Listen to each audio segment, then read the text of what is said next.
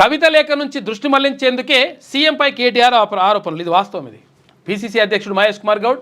ఇక మాజీ సీఎం కేసీఆర్కు ఆయన కుమార్తె ఎమ్మెల్సీ కవిత రాసిన లేఖ బహిర్గతమై రాజకీయంగా కలకలం సృష్టించిందని, దాని నుంచి అందరి దృష్టిని మళ్లించేందుకే సీఎం రేవంత్ రెడ్డిపై కేటీఆర్ ఆరోపణలు చేస్తున్నారని పిసిసి అధ్యక్షుడు మహేష్ కుమార్ గౌడ్ మండిపడ్డారు. ఇక రేవంత్ను కాంగ్రెస్ను విమర్శించడానికి బదులు తమ సొంత పార్టీ భరాసాలోని లుకలుకలను సరిదిద్దుకోవడంపై దృష్టి పెడితే బాగుంటుంది, లేకపోతే మీ పార్టీ కథమవుతుందని చెప్పేసి నిన్న మహేష్ కుమార్ గౌడ్ అన్నాడు.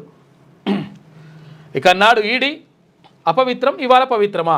భరాసపై మంత్రి శ్రీధర్బాబు ఆగ్రహం వ్యక్తం చేసిండు. అప్పుడేమన్నాడు? ఈడీనా బోడినా రా బే అని చెప్పేసి కేసీఆర్ మాట్లాడే ఉన్నది అది అన్నాడు. అప్పుడు అన్నాడు. తర్వాత ఏమైంది? వచ్చింది, పట్టుకొని పోయింది. పట్టుకొని పోయిన తర్వాత ఈడీ అంటే మొత్తం కూడా కేంద్ర ప్రభుత్వం జేవుల్లో సంస్థ, అది మొత్తం కూడా ఇష్టం వచ్చినట్టుగా వ్యవహరిస్తుంది, కేంద్ర ప్రభుత్వానికి ఒత్తాసు పలుకుతుంది, అది అంటే అంటది, ఊ అంటే ఊ అంటదని చెప్పేసి మళ్ళీ అట్లా మాట్లాడినరు. అప్పుడు అట్లా మాట్లాడినరా? ఇప్పుడేమంటున్నారు? తర్వాత ఈడీ మంచిది, ఈడీ ఆరోపణలు చేసింది, తర్వాత అక్కడ పేర్కొన్నది కాబట్టి ఇట్లా వేయాలని చెప్పేసి ఇట్లుంటుంది అన్నమాట లెక్క.